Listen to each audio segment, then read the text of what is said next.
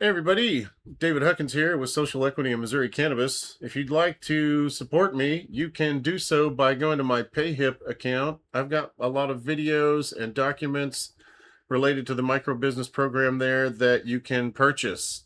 Also, I'm doing consulting now, so if you'd like 30 minutes or an hour of my time to look over your application or talk about micro business stuff in Missouri, I'm your guy. Please reach out to me. I'm doing this mentorship thing. It's free to attend every Wednesday at 7. I'd love to see everybody there. Last night's meeting was a raging success thanks to all the participants who showed up with amazing questions.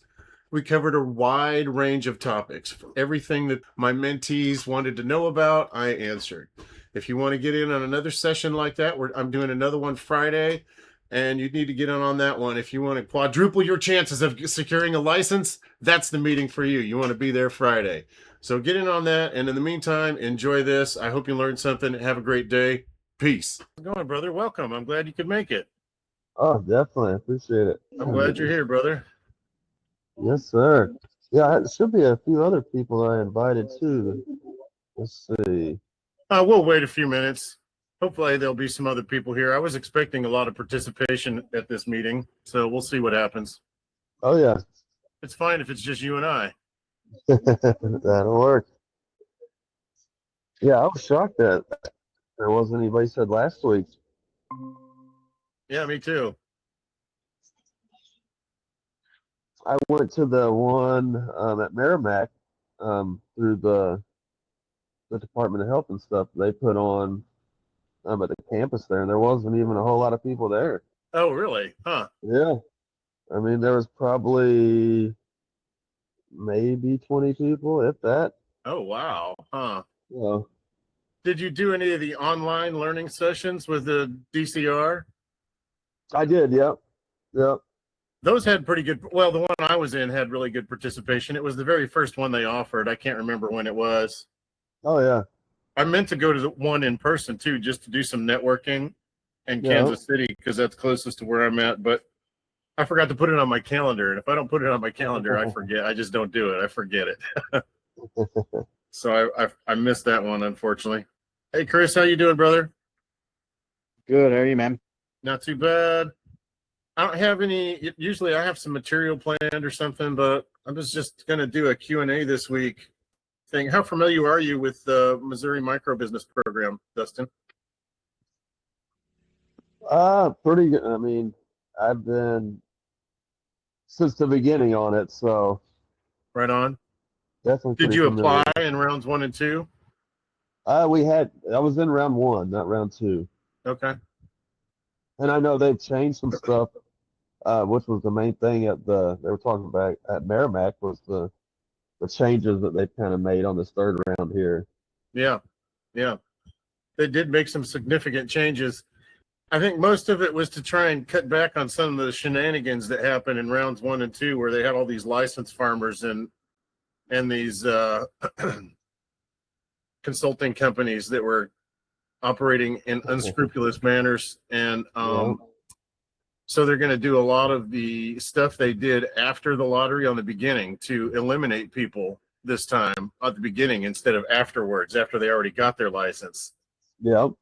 So that's the biggest thing, I think, the biggest change, which I'm all for that, because those people just screwed the odds for everybody else that was really, like you and me, that were just putting an application in. I got lucky and I got one.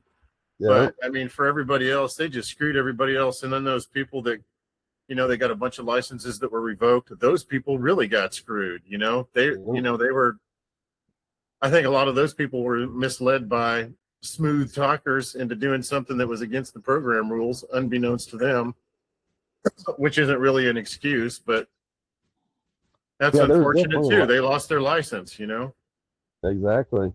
Yeah. So hopefully there won't be as much of that going on. I'm still anticipating that there will be some shenanigans, because people like that always find a way around the rules or to game the system. I'm not expecting it to be a clean, everything's going to be hunky-dory this time either. We'll see how it goes. Yeah, they'll definitely. That's I mean, it's kind of hard to stop all of that completely, So like you said, there's going to be still going to be some of that, I'm sure, Oh yeah. but hopefully not as bad as it was in the beginning.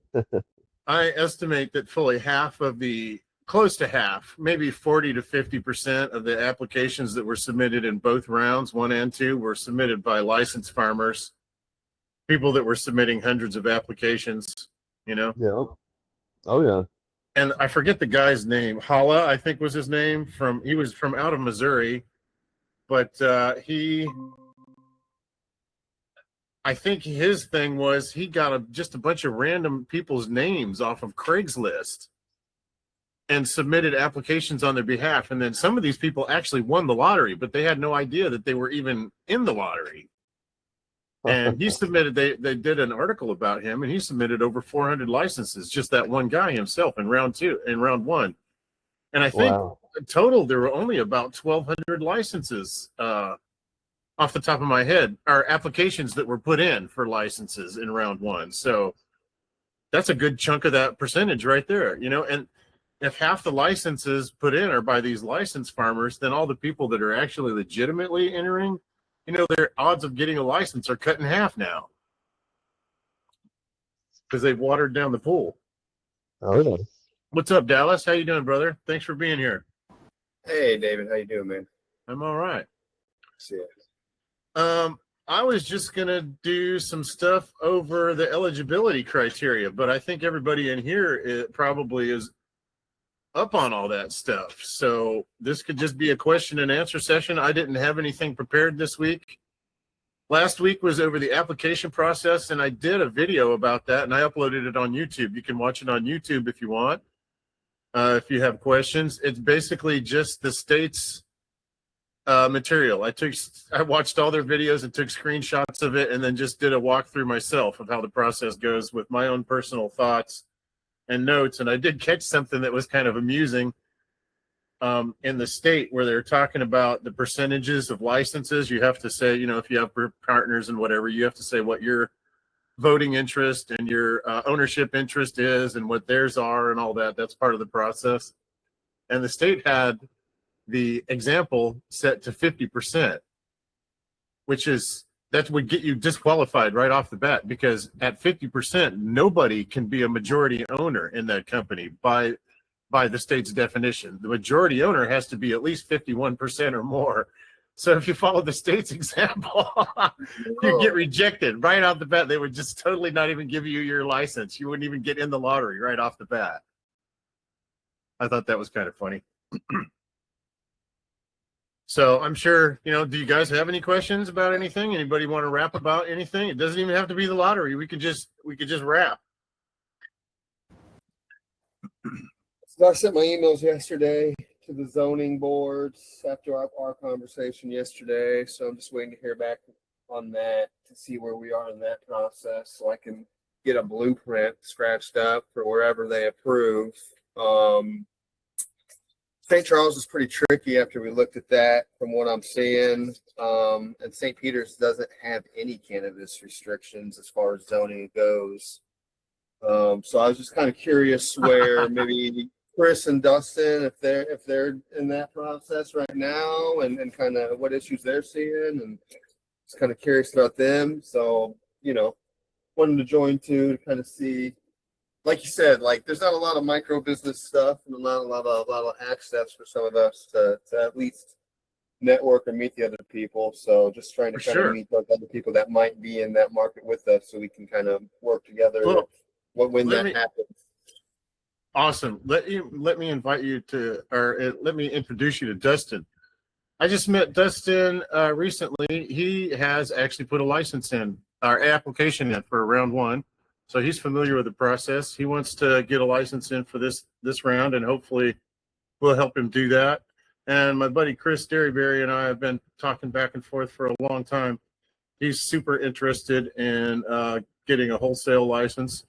So these guys are a couple of players in the field, just like you and I are, and they're trying to get in the game along with you. I highly encourage everybody in the bottom right-hand corner of my screen, there's a little chat with everyone.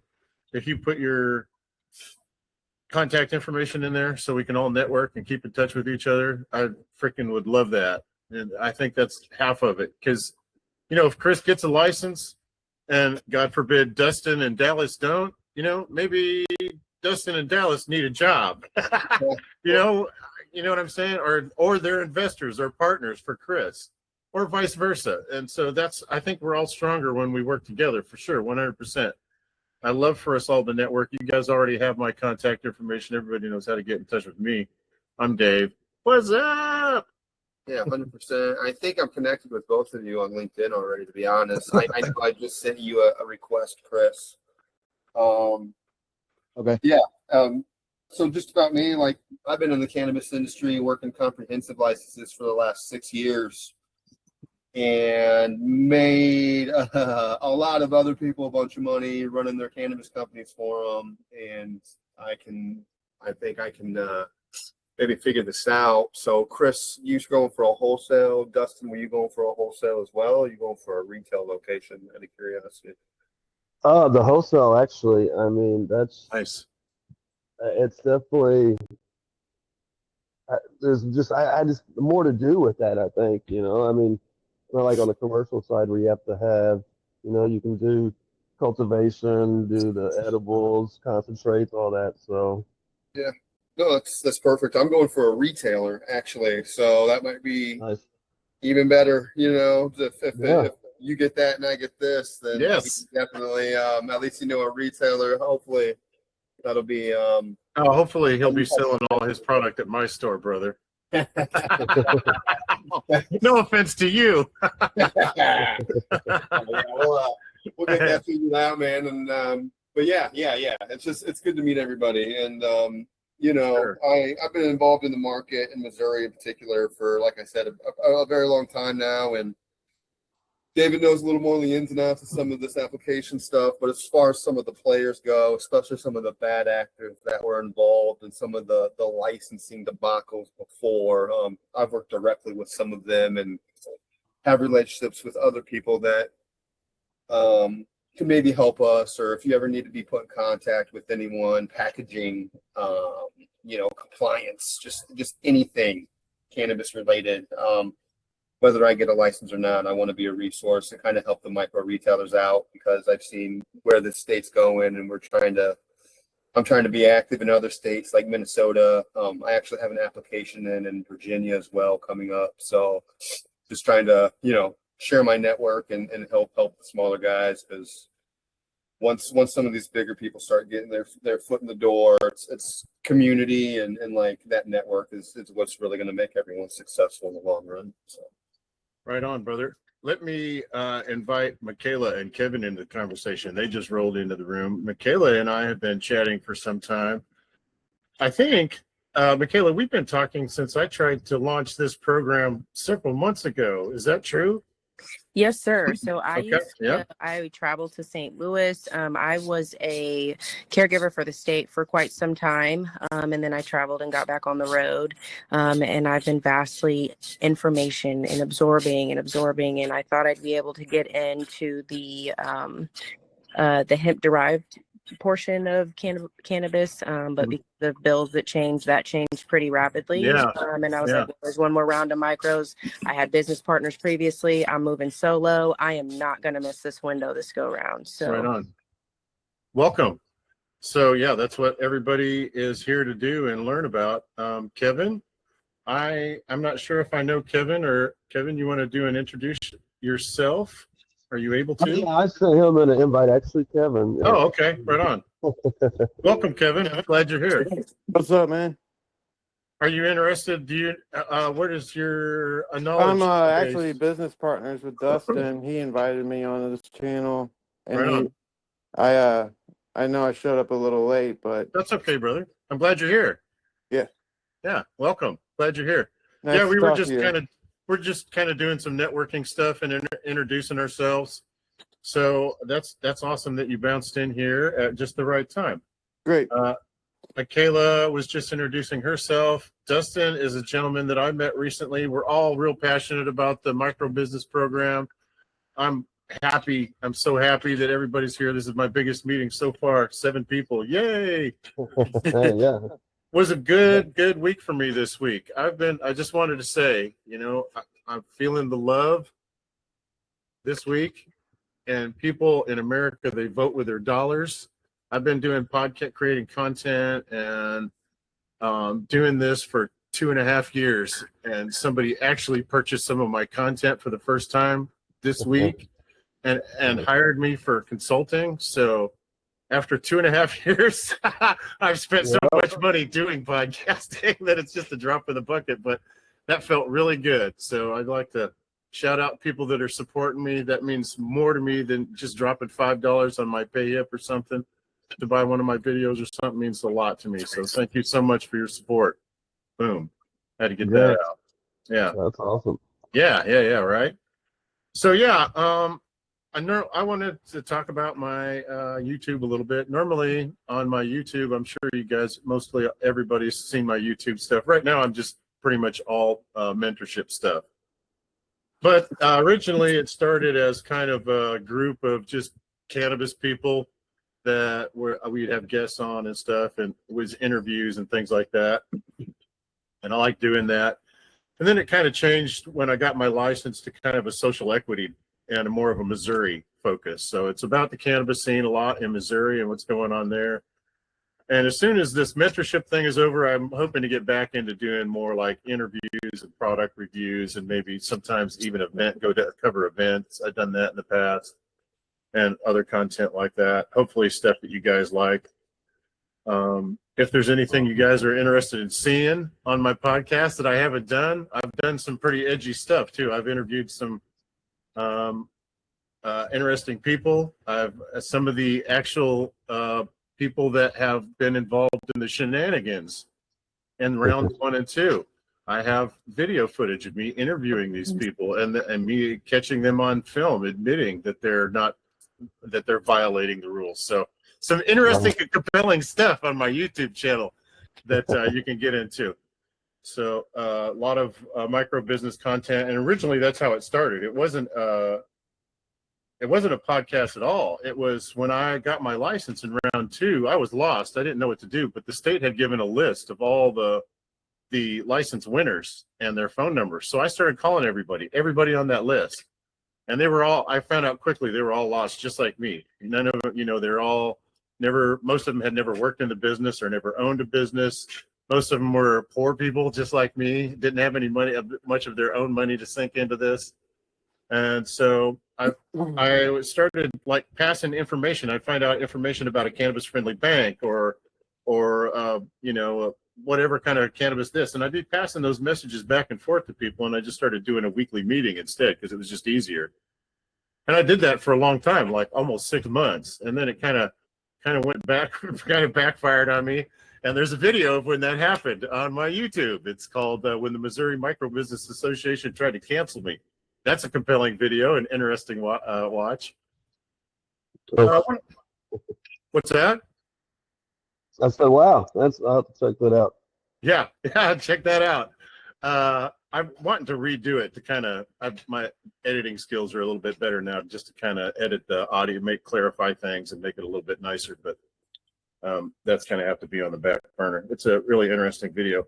One of my favorite things I've done on YouTube is a video where I interviewed these guys it's a man and a woman, and they do a kind of a circus sideshow act called The Shit Show. And he's like kind of like a circus geek, like he jumps on glass and he breathes fire and stuff like that, right? And she does tarot cards and stuff like that. And their story was amazing. They talked about how they were strung out on meth. They talked about all their story from the beginning, how they met, how they were like living in their car for like years and stuff, ripping people off to support their habit. You've heard these stories. And they went through and they talked about how they got off of meth by moving out into the middle of woods where there was no meth and just smoking weed. That's how they got off the meth. It was a very unconventional way. And people were like crying. It was very emotional. That was it was one of my earlier videos, so the quality is a little bit grainy compared to what I do now. But content-wise, it was one of the most compelling things I've done. Another good one is I interviewed JC Cerise. If you don't know who he is, he owns Dr. Smoke in Kansas City, a smoke shop. And he told his story about how he got robbed when he was in the legacy market. somebody came in his house, shot him in the face, robbed his girlfriend, and were going to kill her, but she talked him into leaving her alive, and they left, and he survived the thing. A shot in the face, almost died. That's a really cool story. So there's some really cool stuff on my YouTube. I hope people check it out. That's not really what we're here for. I did ramble on a bit. I have a captive audience tonight. Does anybody have questions related to the micro business thing? Any other questions? Any thoughts? Any input? I'm here to talk for another 40 minutes. I got a question for you. Yeah, what's so up? the portal opens Monday. Let's say it opens at midnight. They're just going to add and take it to the lottery commission. It doesn't matter when you put your application in through that window, does it? No. I would encourage you not to throw it together and then submit it right away. It does not benefit you at all. In fact, I think it benefits you to leave it open so you can mull things over and think things through. And then, if you fill something out and you hear something from me or anyone else that you think is sketchy, because I've heard a lot of stuff from other licensees that people were telling me is truth. And I asked the DCR about it and they said, no, that's not true. So if you want to know the right answer, you can ask me. I'll tell you what I think I know, but I encourage you, if it's important, to follow up with the DCR to get the right answer. Or you can ask me, and I'll contact the DCR on your behalf. Well, and they just sent something out, and it says the list of active retails, but the numbers don't seem to jive on that email. Like, it seems like it's more, these are what they're awarding, not what's active, because they're not active. There's only like 4 active retails. So how are they have 8 active in each congressional district? Like, even their phrasing on some of the emails. They're confusing as hell. Yeah, I agree with you. I think they were talking about, their math was not jiving either. Yes. I had to look at some of their stuff to figure out what they were talking about. A lot of the stuff that they announced in that email that you're talking about is going to be in my meeting that I'm doing on Friday. And that is a must come to meeting. If you want to increase your odds of trying to get a license, you better be at that meeting on Friday. Wait, so are you having meetings every day from 7 to 8? No. I'm doing weekly meetings every Wednesday, but I'm doing a special pre-lottery application meeting on Friday because the window opens up on Monday. And I want people to think about this strategy before they make their decisions on how they fill out their application, because it can really increase your odds of winning if you implement any of my strategies. Yeah, I'm excited to hear it, because that's what I was telling him about earlier. Right on. Yeah. Just to talk about. I've been dropping that little chestnut online for 3 weeks now, trying to get people to nibble at that piece of cheese to get here on Friday. I'm excited about this meeting. I'm excited about my strategy. I think it's winning. I got a lot of insider information that went into this, so it's going to be a pretty compelling thing. I am going to do a video of it, and I'll have it for sale afterwards on my Payhip, but it's going to be free for anybody to come and join, like all my live meetings are. Nice. And that one is a Facebook exclusive, so that's going to be on Facebook only. Right. Okay. I might replay it on LinkedIn, because I've been announcing on both Facebook and LinkedIn, and I've had some people say, hey, I don't have a Facebook account and I want to see it. So I might replay it on LinkedIn later. I don't know. I haven't decided yet, but I'm thinking about actually just replaying all my videos, including the ones that I have for sale now, and just replaying them, releasing them like every one a day, because there's like 5 or 6 of them, so that people can see them for free if they want. But if you wanted to support me and go buy, they're $5 at my Payhip. So I made everything super cheap, because I know most of us are social equity people. Or anything like that? No, it's my Payhip. What zones is everyone going in? Actually, I'm still on the have a fence question for this one. Good, So- good. I want you to be on the fence until after Friday. Yes. Yeah, that's what I'm actually. I was curious. Yes. To hear what you thought Excellent. about it, too. I have a question. Yes, ma'am.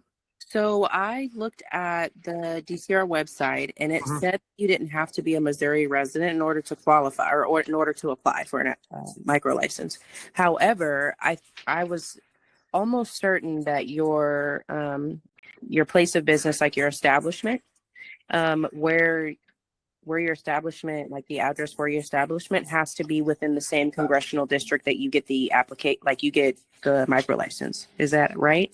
You select your congressional district during the application process. So you So can it can be any select it. district? It can be anyone in Missouri, anyone in the Yeah. state of I Missouri. didn't Yes, know you can- that. That is yes, awesome. Okay. absolutely. Yeah.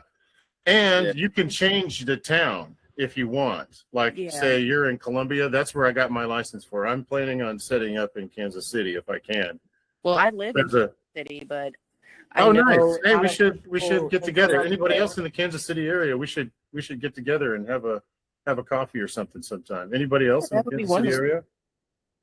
No, I think I'm going to a concert in Kansas City pretty soon though. What concert, bro? What are you gonna go see? Let me guess. Is it the Backstreet Boys? No, it's Wu-Tang, I think. Awesome. That'd be Awesome. awesome. I was actually thinking maybe it was Insane Clown Posse. You look like an Insane Clown Posse kind of guy. You ever been to one of their shows? Oh, the yeah, Jaguar at show. Pops. Nice. I'm a huge Guar fan. That's my thing. I love I didn't Guar. know any of I didn't know any of the songs, but it was still a great time. Oh yeah, heck yeah! They put on a great show, just like Guar. Their music's not that great, you know. Most of it's just kind of. I was like just covered punk in stuff, but- Fago, I know that much. Nice. Yeah, so I was saying, Michaela, that like for example, mine is, and you got to pay a $4,000 relocation fee and submit a form online, and I think they can take up to 30 days to respond to that. Okay. But yeah, it's easy to move around in congressional district, but impossible to move congressional districts. So once you pick one, if you get your license there, you are locked in. Right. Okay. Yeah. So that's good to know, because I was like, I know a lot of people aren't attending the meetings, but in the past, a lot of people that own businesses have been able to say like, hey, go after these micro licenses and putting people in Congressional District 5 onto what the micro business industry is about. And because I had like 5 people on board, as far as like making sure I had the proper investors. And then once they found out about the 51% ownership, they were just like, hey, we're out.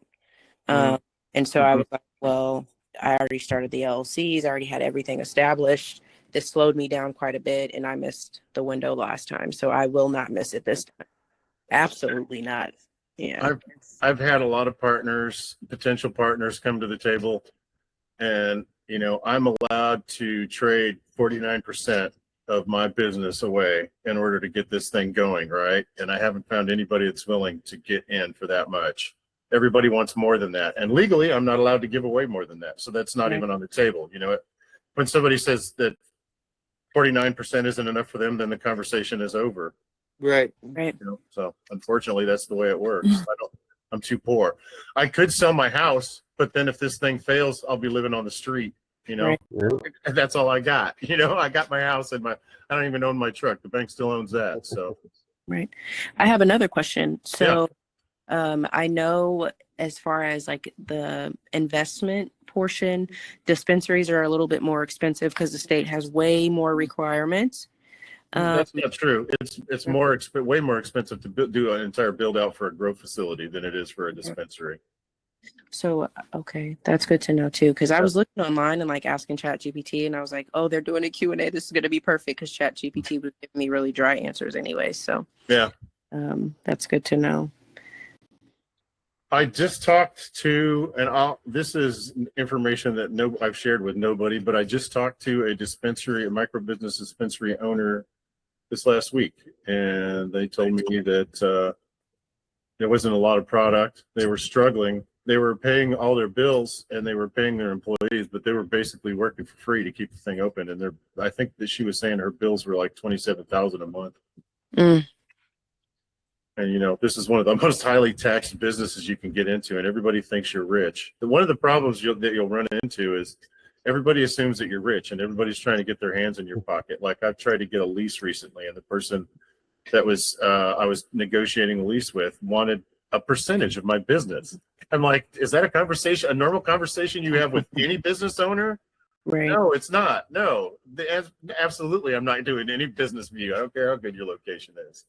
You know, that was ridiculous. And or people find out that you're a dispensary and the job was 1,200. Now it's 2,400. Whatever it is. People are Right. really tax the shit out of you when they find out you're in the cannabis business, and Yeah. they don't realize this is one of the hardest businesses to compete in right now that there is. It's tough out there. So It's just a little bit of information or a little tip, So when you're writing your LLCs, as far as like banking and helping with all that shit and getting services provided, you're not putting anything cannabis related in the name of your LLC. Mine's a wellness company, not a cannabis company, because then banks won't even talk What to you. about if you say Or- genetics?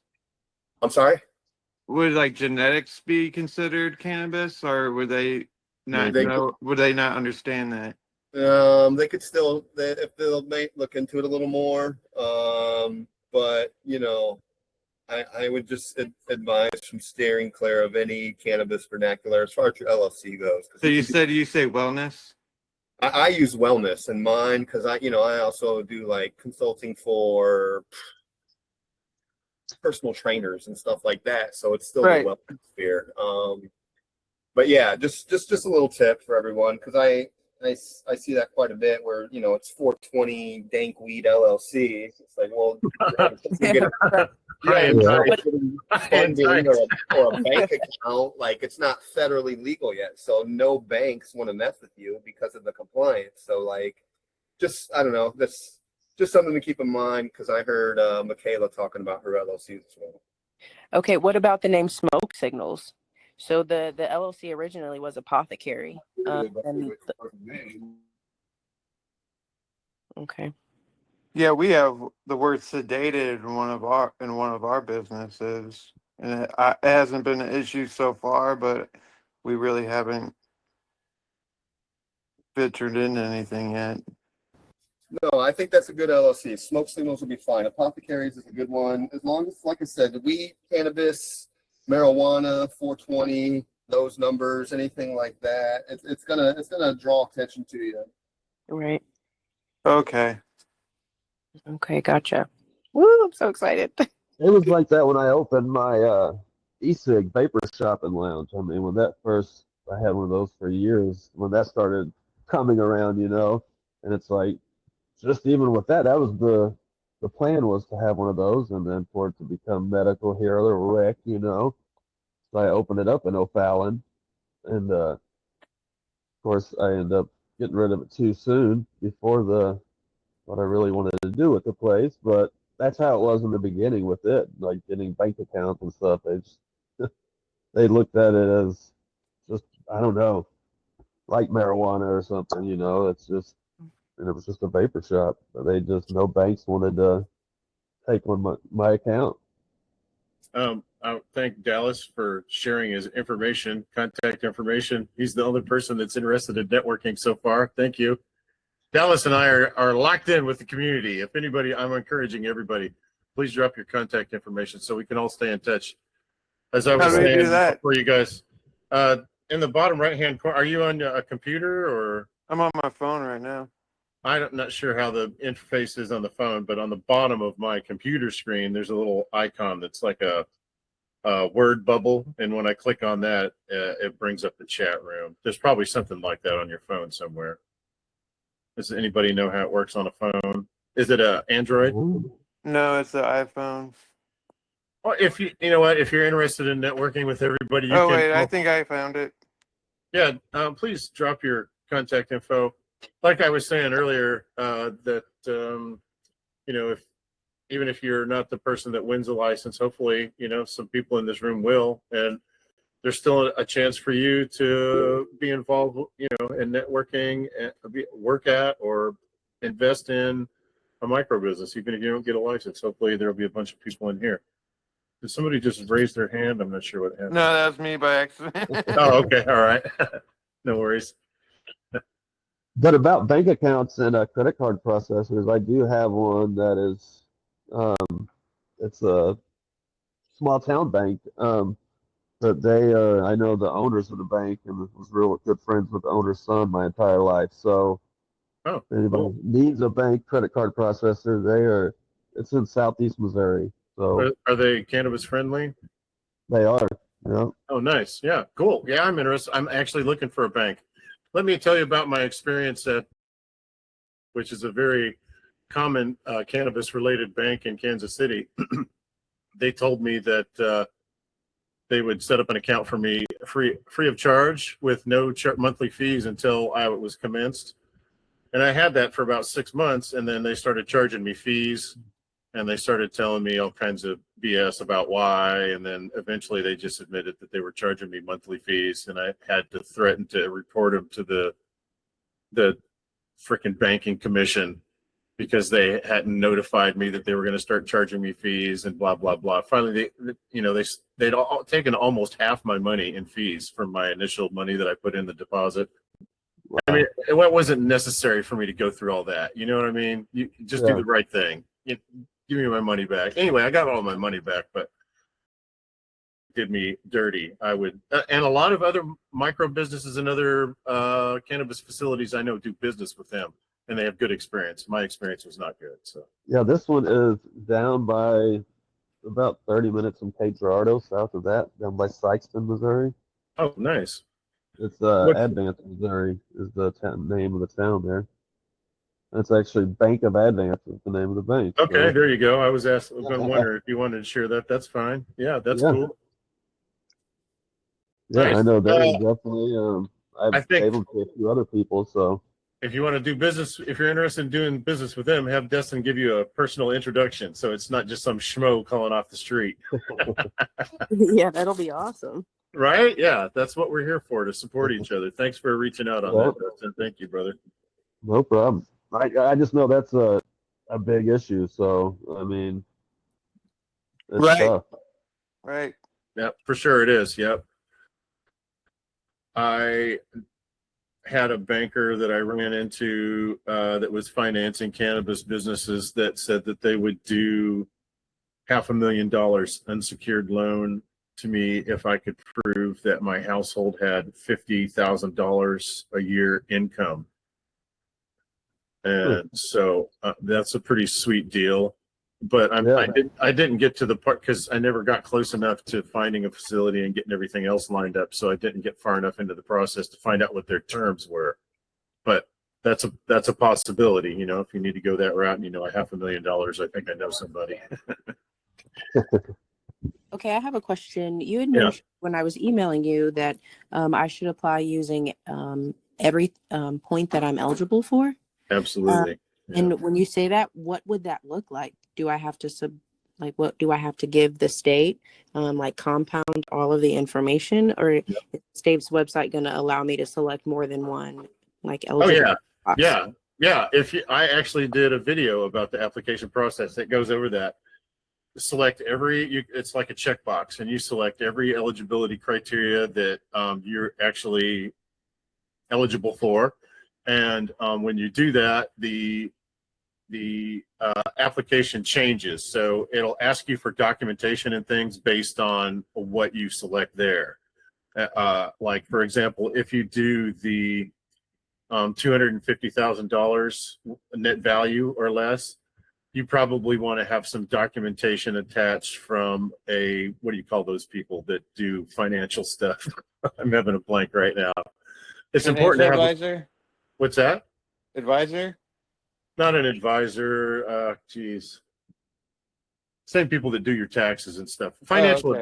Financial advisor. I guess. Yeah. Accountant. There you go. That's what I was thinking of. An accountant. Have an accountant help you fill that out so you have an official document from somewhere, And if you also have a parent or a guardian that was convicted of a nonviolent cannabis offense, you're going to want to get their police records to back that up as well. But the reason you do that is because if, for example, some reason you submit your document and the state is like, no, this didn't follow our protocols or whatever they're going to say, then you still got the other one to fall back on. You still might qualify under one or two or three other things. So I highly encourage you, if you qualify for more than one, select everything that you are a legal applicant for. And don't lie on anything on your application. Obviously, technically, it's a federal document, and there could be charges if they could prove that you lied. But I don't think they're going to do that. There were so many people that did so much felonious stuff in previous rounds that are still just walking around, still doing it to other people that I don't think they're interested in trying to prevent those people by charging with crimes, which they should be. Those a-holes. Yes, they should be. They should be. That's my opinion.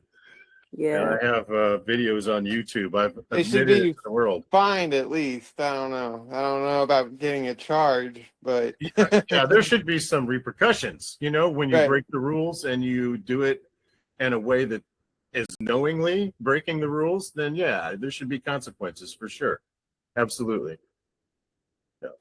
I don't know about charges either, but they screwed it up. The people that were not playing by the rules screwed it up for everybody else that was trying to play fair. You know, that's like the jerk that goes to the beginning of the line and you've been standing there for an hour and then they get the last ticket or the last Slurpee or whatever, you know, and you're like, oh man, I waited for an hour and you just dipped in here and took my Slurpee. That's how everybody that didn't win should feel, because they got Right. cheated, you know. So anything else? I'm here to answer I every got question. I got a little something. I mean, it's kind of away from the micro license, but I didn't Sure. know what. Yeah. I just found out recently, because I was looking into opening a consumption lounge, like a half bar and lounge, Mhm. and come to find out, I didn't know. I mean, you don't have to have. They don't regulate that whatsoever. The consumption lounges. All you have to have is your regular LLC and your city license. You know. I So, did. Yep. I can advise you a little bit on that. I did a lot of research about that and talking about it. Was in an episode I did, you know, and I got a lot of heat for this. I do a lot of controversial stuff on YouTube sometimes too.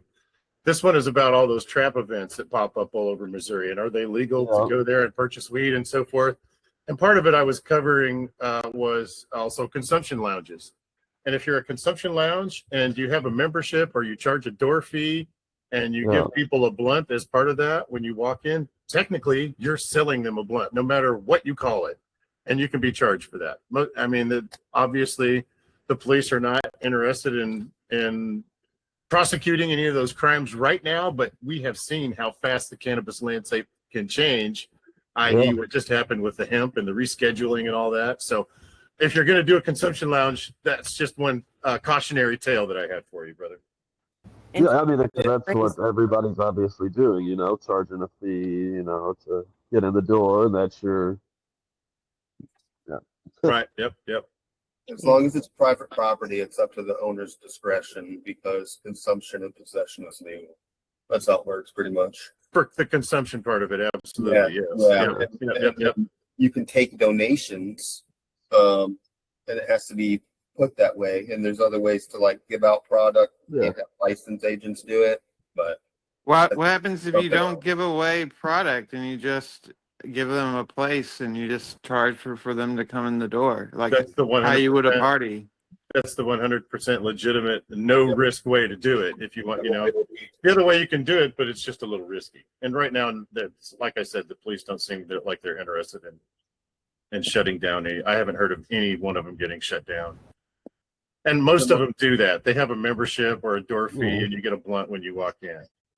That's common. Well, yeah, you want to give people as many blunts as you possibly can, right?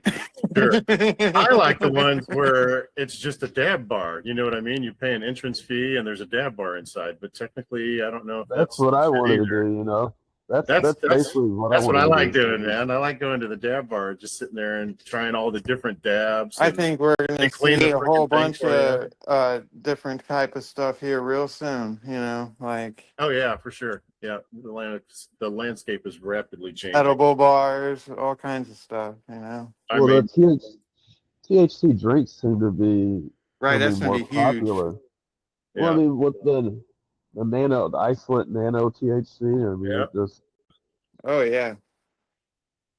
it definitely, things will be changing, I guess. We'll see. I did an interview with a guy from Source. They're one of the main providers of those nano particles that you can put in drinks and other stuff. Yeah. Right, that He stuff's did a little crazy. interview with me at a trade show, and it was pretty cool. His little demonstration that he put on, it was really neat. I bet. Yeah. Yeah, I mean, a lot of people that their body, I guess their liver does not convert their edibles, they Guilty. don't get anything, yeah, from edibles. The nano, I mean, that's seems to work for everybody that had that issue. It So, doesn't work for me. Nothing, really, nothing that I've consumed orally has had any intoxicating effect. oh, In wow. fact, I had actually a doctor and a nurse on my podcast recently, and I didn't ask them, and I should have, for people that are like me, that Yeah, they say that there's an enzyme in your liver that you're missing that's not processing the THC or not converting it into something else or whatever. And if yeah, that's true, can you still consume cannabis and reap any of the medical benefits, even though you're not getting high? yeah. I don't know. I would like to have heard the answer from a doctor. I'll have to get that one next time. Yeah, definitely. Yeah. But yeah, I have I a question kind of going back to what we were talking about, like Okay. with people that were doing stuff wrong before, that were doing stuff that they weren't supposed to. What was like the main few things you say people were doing as far as to where they would get accepted and then canceled or something for some reason? Or Okay. not? I can absolutely answer that for you. And because the DCR put out a freaking statement for everyone that was revoked, and I read most of them, and that most of them were exactly the same, and most of them were Right. because the licensee, the person who was issued the license, could not prove that they were the majority owner. And they were doing that because they had contracts with these consulting companies that were stripping of their rights in the future. So they were saying, like, once you get commenced, then you give away 90% of your ownership and your voting rights. And then if you decide you want to get out, there's $1 million buyout.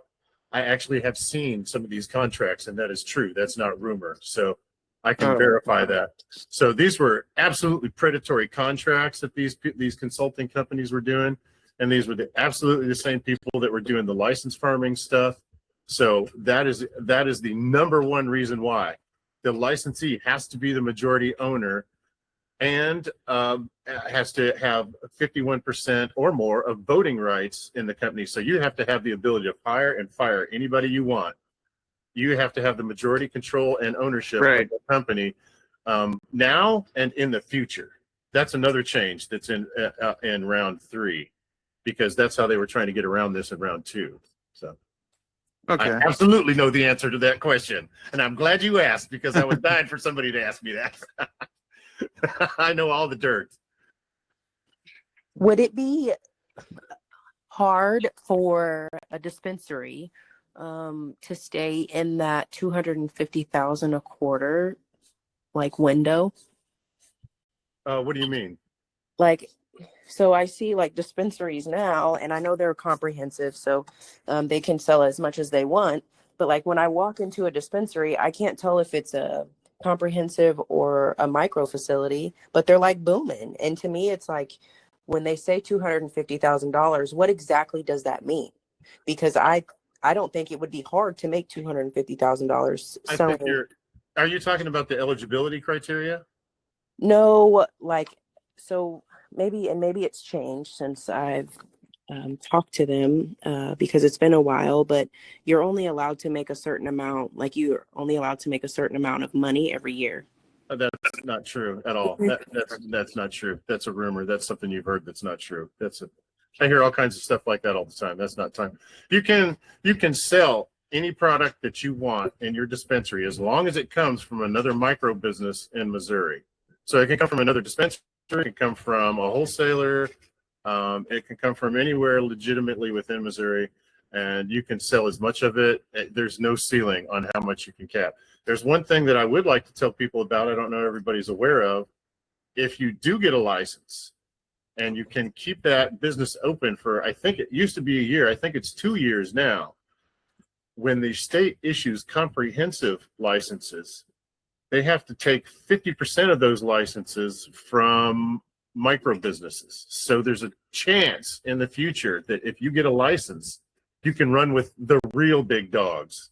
and not be limited by like the cap of your flower count being 250 flowering plants, or your dispensary only limited to doing business with microbusinesses, which will have like limited product availability and no really recognizable brands. I mean, there's other limitations, but so there, if you didn't know that, that's another big perk that some people are hoping to cash in on.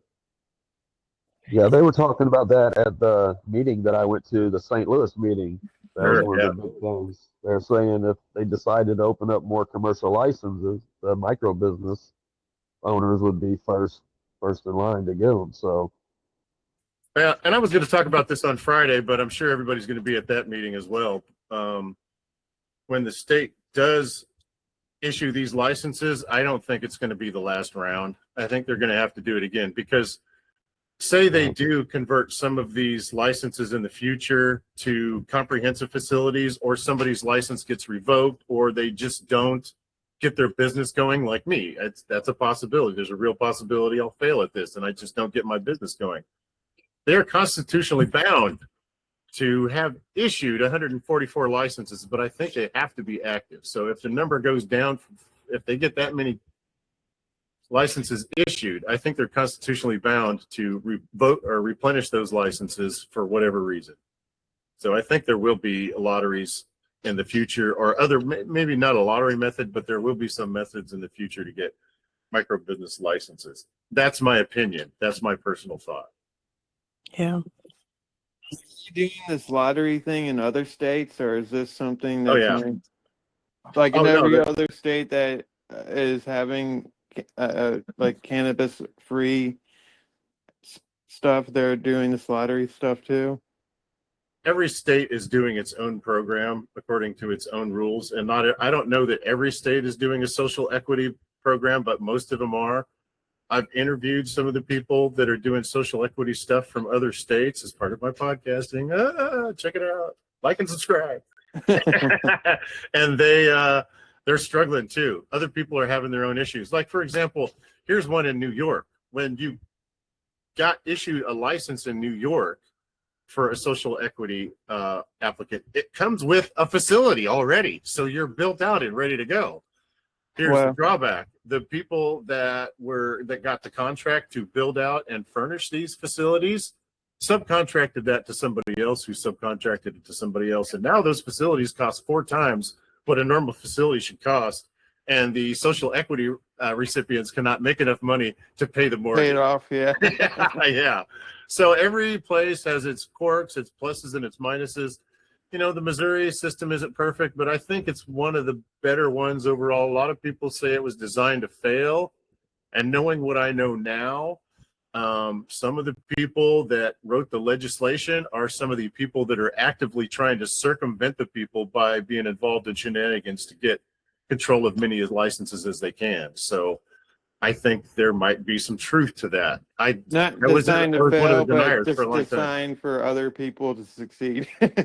I think it was designed so that the people like me, the social equity recipients, cannot make it succeed. And that way, all these people, these big licensees, can swoop in and buy these up for pennies on the dollar or for almost nothing. And I think that's their game plan, but I could be wrong. That's what it looks like to me.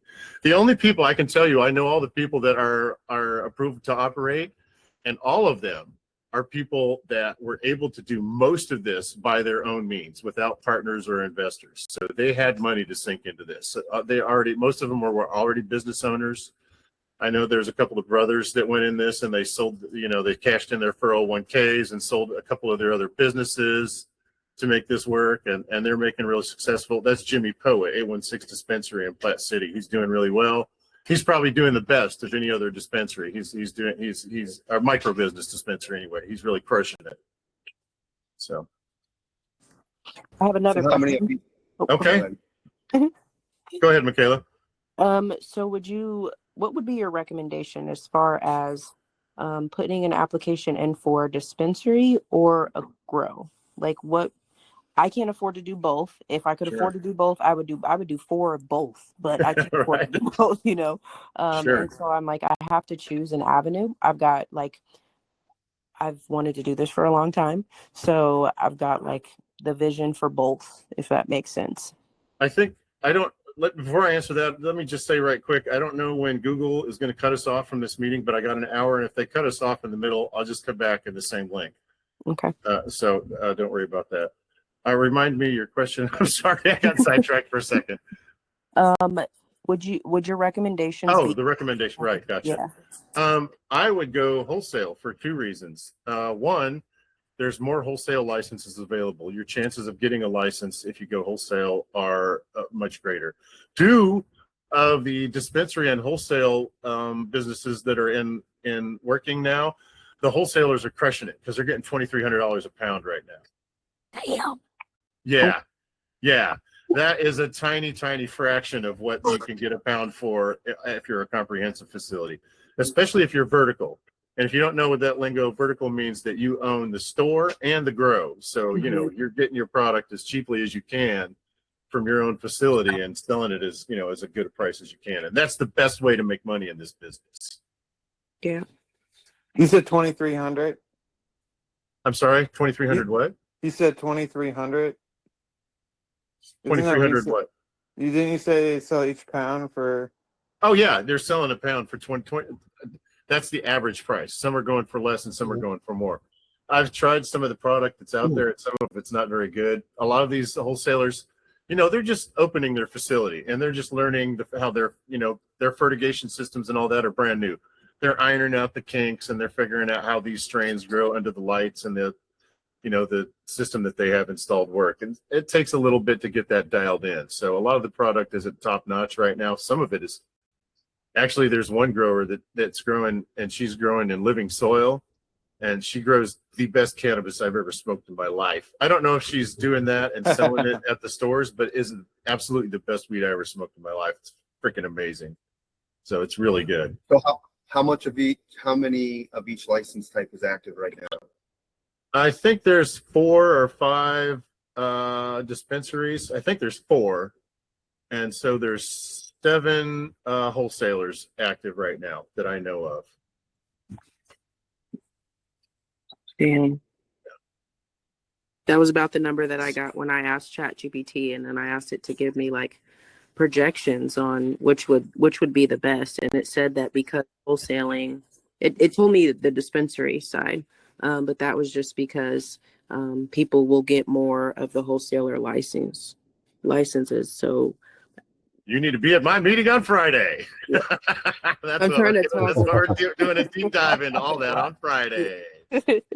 And it won't take me long to get through the meat of it, but it's very interesting content. So yeah, everybody should be there. And like I said, if you can't make it for some reason, I'll have it available on Payhip so that you can find it there. And I'll probably actually put it on my YouTube also so people can see it for free. But if you want to support me, you can give me a couple bucks on Payhip, help me pay my bills. Did you hear my thanks earlier, Michaela, when I was saying thank you to the people that supported me? Because not to call anybody out, but Michaela is the first one to ever purchase any of my video content. Thank you so much, Michaela. You are very welcome. I did hear you, but Big love. Thank you. Around, so absolutely. I think that in this industry, it's not about what you know, it's who you know. And I've been trying to do this for such a long time. I mean, as soon as I could get a license to grow legally, I got a license to grow legally for my grandparents. And then my mom was like, come up with a better dream. And I'm like, no, Mom, this is it. Like, and she's like, well, you be successful at it for a year and then I'll get in. And I'm like, dude, if I do this shit and I'm successful at it for a year, I'm not going to need you in a year. Matter of fact, don't worry about it. I'm coming back to Missouri. I came back and I want in. I've got 4 kids. I'm in college. Like, I got all this drive. There's no reason why I can't. And before I left, I went to St. Louis for the meetings and, just networking with people. So I do think that it is important to have a strong network. It's impossible for a middle-class American to come up with $1 million to open a storefront. Like, see, that's what I'm talking about. Who doesn't want to have Michaela working at your business with somebody with that much passion, or she's a be the business leader at her own business and work for her, working for somebody with that much passion? That's the kind of passion we got in this room, the people that want to make this happen. Please, if you didn't drop your contact information, everybody do the networking portion of it. You can figure that out.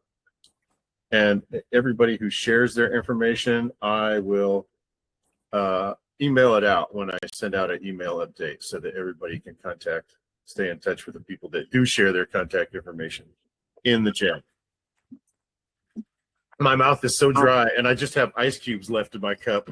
I've been flapping my gums too much. I think we got time. We can keep this going. I mean, it's past my bedtime. I'm old and I get up at 3 to go to the gym, but I got time. Does anybody have any more stuff? I'm trying to think. Software systems like EMRs and camera systems. I know when I was in Missouri back in 2024, they were very, very, very expensive. Are they still as expensive or even worse? Yeah. Okay. And people are going overboard with the cameras. I think you're required to have 2 cameras in each room. That there will be cannabis. I think 2 in each room. Period. And some people are going overboard and having a bunch. And if you're worried about your employees stealing, yeah, you might want to have a bunch of cameras. But hopefully, with the micro business, there's not a lot of that going on. You want to have a bunch of cameras looking down at your countertop if you're a dispensary. Yeah, I get that. But, you can really minimize because you have to have, I think it's 3 months of storage on site for each camera. So the DCR can walk into your facility at any time and say, hey, I want to review camera footage from that camera from 3 months ago. And if you don't have it, that's a problem. right? Then you can get fined or they can actually take your license, if you get multiple violations maybe. But there are consequences for that. Yeah. Yeah, Well, it's minimally, what do you think it would minimally, what the price would be to open if you could get a really good to open what? a storefront, brick and mortar? About $1 million. Yeah, let me see, that's About what $1 million. And I'm hearing about 1.5 for a wholesale facility. okay. So it's a little Even bit more going expensive with minimalistic, wholesale going, but what's that? even with being as minimalistic as possible. No, that's like what the average person is gonna, you're gonna get a lease. You're not, you don't have any friends. Nobody's gonna give you a good deal on a loan. You know what I mean? It's just gonna be you're gonna be dealing totally with chads that are charging you double what they would charge anybody else. Yeah, Okay. $1 million is what it's gonna cost you to get opened up probably, and that's to include doing all your employee training and getting product, which is probably going to cost you $250,000 Right. to put on your shelf, to get started. So. Okay. Well, I've been going into other dispensaries just to see their setup.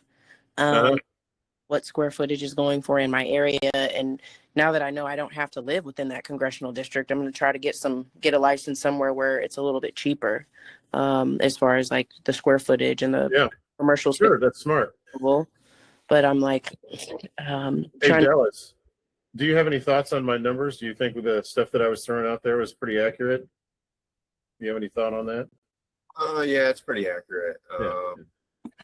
Yeah, so some of those service providers, there are cannabis specific providers. One thing I would encourage everyone here to do if you're trying to get something open is, I know in Missouri they're doing MJ Unpacked in Kansas City. I would definitely try and attend that. It's worth the investment. And I got to go as press last year. Hopefully I'll be there as press again this year. If able, I traveled to Minnesota several times this past year to try and meet with some of the license holders, the micro social equity people up there for some guidance as well. And like you said, it's kind of who you know in the space.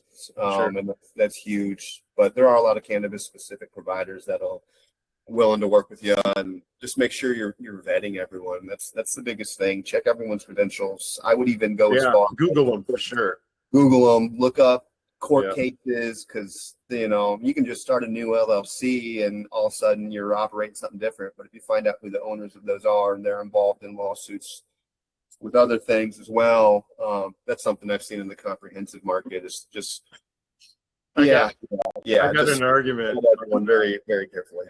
I got in an argument the other day with somebody on LinkedIn that was calling me a social equity retard or something like that. I was trying to defend somebody else in a conversation and they jumped in and with an insult, and I Googled them, and the same person had been slapped with $1 million fine by the Trade Commission for claiming that they were had a approved cannabis drug approved on the market. It was approved and it never was approved, and he fraudulently got all this money out of investors. I just posted all that information in the chat as a reply to his comment and said, I'd love to have you on my podcast to discuss this. And I didn't hear from him again. I actually would have loved to have him on the podcast to hear his side of the story. Shut him down. Yeah.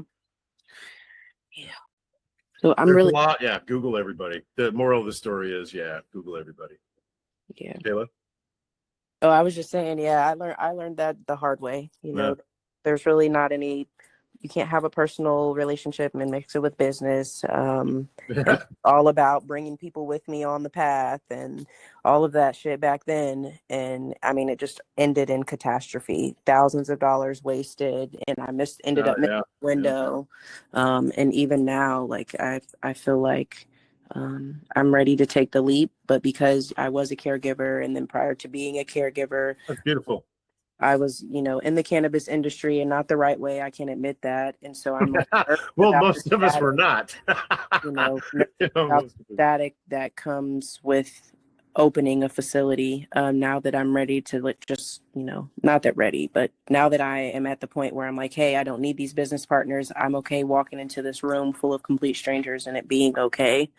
So I'm really excited about being able to get back into the marijuana industry because I've spent so much money and time and I hear you. driving all the way to St. Louis for meetings and all of that to just end up with absolutely nothing. So I gotta believe that even if, and things, if I'm looking realistically, I've had 2 years to get this thing going and I haven't had really any success yet. Chances are likely I'm not going to succeed, but I'm still doing content creation and I'm starting to get paid a little bit for it.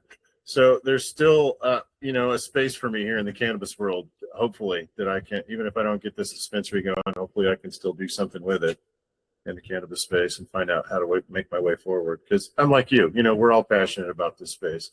I don't necessarily have to run a dispensary or grow weed. Hopefully I can move to Missouri and grow weed when I get there legally. That'll be great. Looking forward to that. It'd be nice to have to be able to grow my own medicine. That'd be beautiful. Is everybody from Missouri? yeah, I am. Yeah, I've lived in St. Louis for a good while now. Nice. From New Orleans.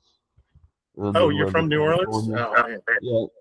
I'm from St. Louis, and I live in Louisiana right now.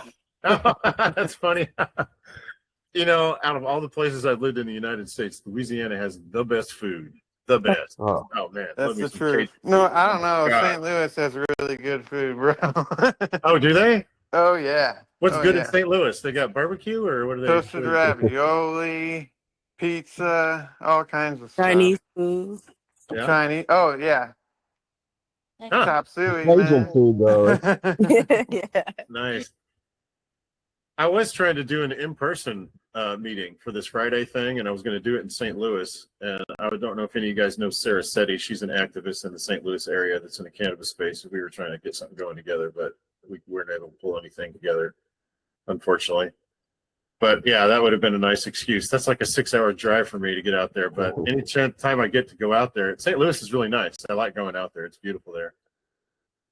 I have another question. Okay. So I was thinking, like, because of where I'm located, let's say I get a micro license for a dispensary and I want my brick and mortar close to state line because we've got the World Cup and I work in healthcare. So there's so many people that I know in healthcare that come down here for the game and they stay for 3 weeks, but they drive over here to the Missouri side, get their medicinal medicine and they whatever, right? Mm-hmm. As far as like presumptive locations, because I have been reaching out to brick and mortar owners that are leasing their storefronts that are closer to like state line area. Do you think that if I submit my application with an address that close to state line, that it would indicate? Because I mean, I'm not trying to indicate that would be. As long as it's in the borders of Missouri, you're good. Yeah. You're good. As long as it's. People are trying to get as close to the other state borders where weed is not legal because it's a big draw. That's why there's so many of them in St. Louis and Missouri. You know what I mean? So they're drawn in, and for sure. I'm sorry, I meant Kansas City and St. Louis. That's why, they got it's Kansas City for sure. We got all these people from Kansas. They drive over.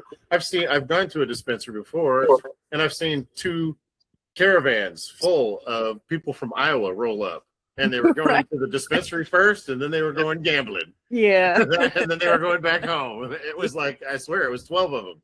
They were Right. packed full. Yeah. So, that is, you're playing it legitimately. And another thing is, don't sweat the address right now. Just find a place that's legally compliant, because most people cannot afford, unless you already own the property. If you already own the property, that's the easiest way to get in. You're just trying to, for the application process, you're just trying to find a place that is within the zoning requirements, right? Just within the zoning requirements. You can file a change of address later, and most people do. And it's $4,000, but that's a drop in the bucket compared to $1.5 million for opening an entire facility. And Yeah, definitely. like going for like the 24-hour operation. I see some dispensaries, especially in my area, there's 1 or 2 places that are open 24 hours. And I mean, at 3:00 in the morning, the line is down the neighborhood, Wow. And I'm like, okay, so if I get the micro license, how do I submit that to the state? Or does it have nothing to do with the state? It doesn't have anything to do with the state. It has to do with local zoning ordinances. And Dallas can probably back me up on that, but you'll have to fight that. If they've allowed some others business to do it, and that within that district that you're in, or within that city limits that you're in, you should be able to petition for that as well. Yeah, Well, I don't think they're micro facilities. I think they're comp. Right, exactly. But still, I mean, we're designed to be able to compete with these guys. And if those guys have an advantage because they're 24 hours, you have a legitimate claim to say, hey, look, these guys are stomping on me because they're operating 24 hours a day. Your biggest problem as a micro dispensary is getting enough product to have on your shelf so that just during normal business hours you don't run out of anything. That's what a lot of dispensaries are having problems with right now.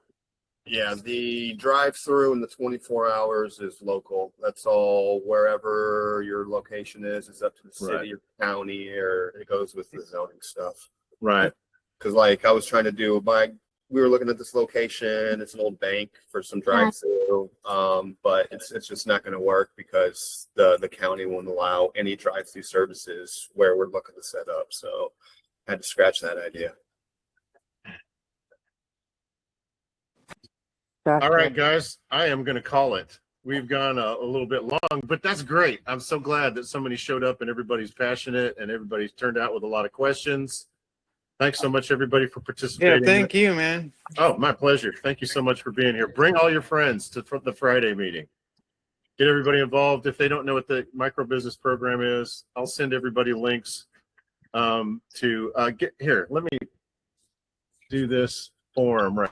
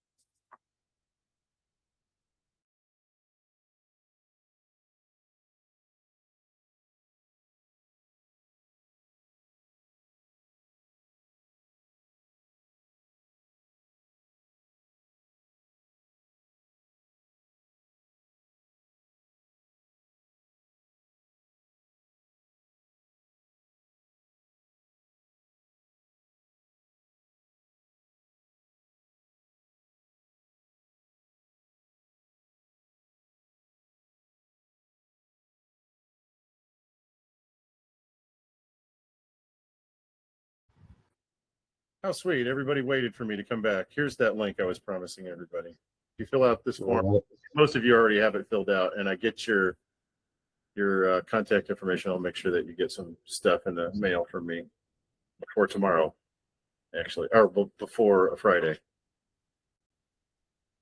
All right, everybody. Thanks again so much for being here. I'm calling it, and we'll see everybody hopefully on Friday. I'm looking forward to that meeting. That's going to be fun. Awesome. Pleasure to meet you. Have a good one. Yes, sir. Have a good night. Thanks for sharing all your information. Thank you. Yes, thank you. Thank you so much. Means the world Yes, to me. sir. Have a good Yeah. night, guys. You too. Take care. Bye bye.